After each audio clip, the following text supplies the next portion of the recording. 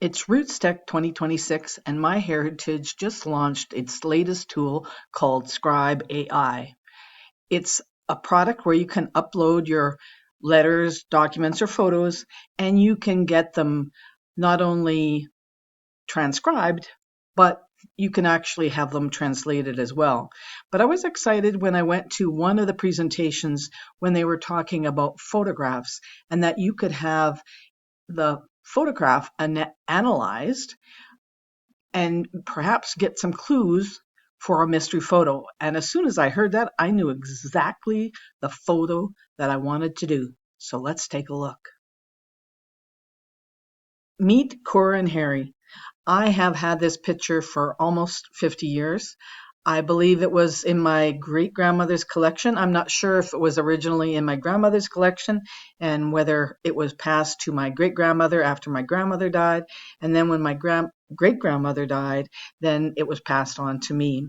The reason I know that it's Cora and Harry is because on the back it says that it's Cora and Harry sitting in front of their Chili Con Carne shop. I don't know who Cora and Harry is. I have never found anybody by that name in my genealogy. So I don't know, maybe they're just friends, but it always intrigued me because on the back, Cora had written, "I wished I had pulled down my skirt a little. Don't worry, Cora, you look fine." So I thought this is the perfect photo to upload to Scribe AI and see if it can help me with some of the clues that are in the photograph and tell me where it might have taken place and give me a clue as to who Cora and Harry really are. So let's take a look. I uploaded it to Scribe AI and it started gathering key details. Now it did take a little bit of time, but that's okay. I've had this photo for over, 40 coming on 50 years, and so I can wait. Now that it's analyzed the photos, let's look at what it has found. So first off, it shows key findings, which is a summary of the scene, subject, mood, and composition found in this photo. Then there's historical background, and that says context that explains how the scene relates to known historical events from that time and place. Estimated date is estimated time period based on historical facts and visual clues. Estimated location. Estimated location is based on specific visual evidence found in the photo. Visual clues. Detailed list of identified elements like fashion, objects, and architecture used for analysis. And then finally, technical details, which is information about the photo's medium and condition and how they help date it. So I'm going to look at the key findings. I'm also going to look at the date and the visual clues and the technical details first before we look at the information that pretty much will give me where to go from here. So let's get looking at key findings. So here we see that key finding says it's a black and white photo of an older couple, presumably Cora and Harry, because that's in the information that's in the metadata of the photo. The man sitting on the left with his legs crossed, wearing a white shirt, tie and suspenders. The woman sitting on the right wearing a patterned dress and white shoes. They appear relaxed with the woman's hand resting upon the man's arm, the background featuring a parked vintage automobile, an ornate multi-globe street lamp, utility poles, and palm trees suggesting a warm, sunny climate. The composition is a straightforward, full-body portrait capturing a casual, everyday moment. So that tells us what this photo, it really describes in detail what this photo looks like. So we're going to skip the historical background for just a moment, and we're going to look at the estimated date. Now, previously, MyHeritage had said when they had one of their dating features that it was from 1935. So now it says that the range is from 1928 to 1935, and that's pretty confident. And the woman's bobbed hair and loose mid-calf dress are quintessential late 1920s to early 1930s fashion. The man's high-waisted trousers and round glasses also fit this era perfectly. Furthermore, the automobile in the background with its wire-spoke wheels and distinct fender shape is highly characteristic of cars produced between 1928 and 1932. So it's really giving us a very not too bad of a range to try and figure out when this photo was taken. So let's look at the next thing, which is visual clues. So we're going to skip over estimated location, go to visual clues, and I'm doing that because I kind of have a reason. So here we see the visual clues, people, the man, Harry, wearing rounded wire rim glasses. It's sort of going over the things that it had said in a previous panel. And he has a white button shirt with rolled up sleeves, a wide dark tie, suspenders, and high waist dark trousers with dark dress shoes. The woman, Cora, has a short bobbed hairstyle and wears a dark geometric or floral pattern dress with a prominent white floral corsage or collar detail paired with white low-heeled Oxford-style shoes.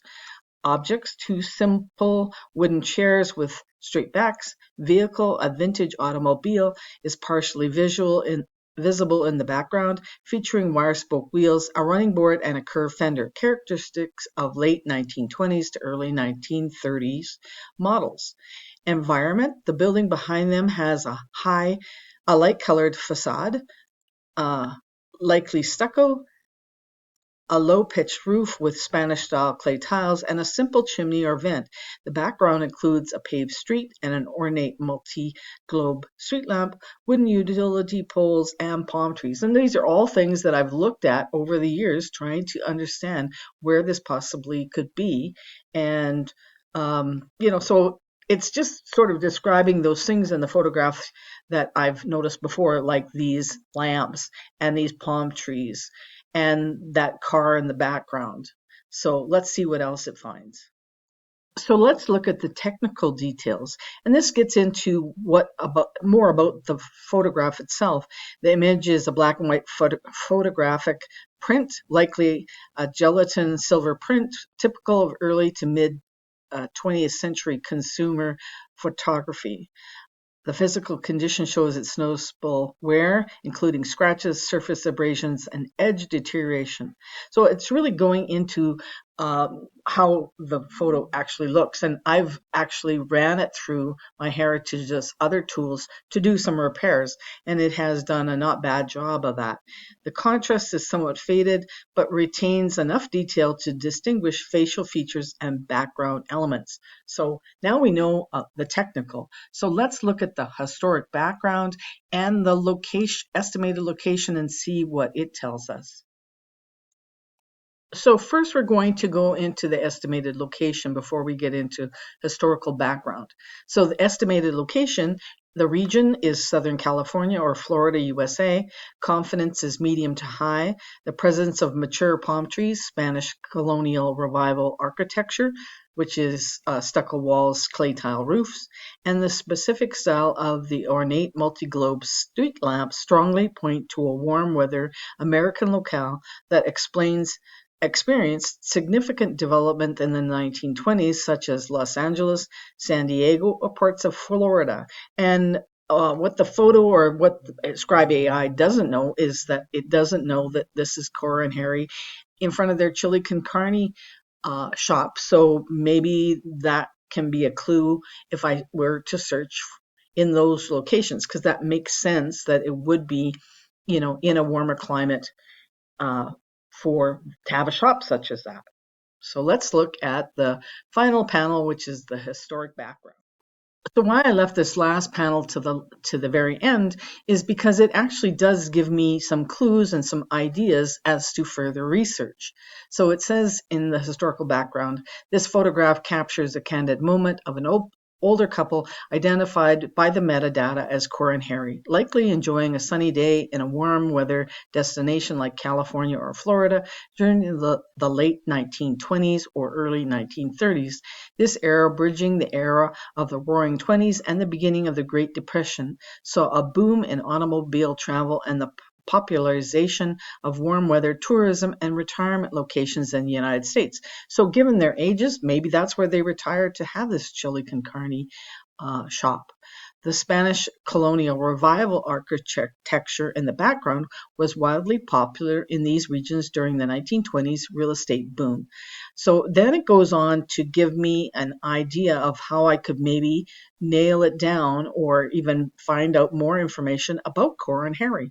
So it says genealogists researching Cora and Harry should look for census records from 1930 in the states like California or Florida, cross-referencing their estimated age, likely born in 1860s to 1870s, to pinpoint their exact identities. So if you think about it, you could put that information, Cora and Harry, no last name, because I don't know their last name, and I could pick 1930 census in the US and pick California and then Florida and cross-reference it with their estimated ages being the 1860s to 1870s. Now, if that's when they were born, then likely they were maybe relatives like cousins or somebody or friends of some sort to my great grandmother, because that's the time period that she was born. So I really think this is kind of a cool tool, and I am going to do some further research. And if I figure out who Cora and Harry is, I'm going to let you know. You'll be the first to know. So I hope you enjoyed this video, and I hope you give Scribe AI a chance to on your photographs or your documents. You can use it for free for several items. I don't know exactly how many, but after that you would need to either subscribe to Scribe AI, or if you have one of the subscriptions from MyHeritage like Omni, then it's included in that as well. So I hope you enjoyed this video, and I hope you have some great hunting with your photographs or documents. Have a great day.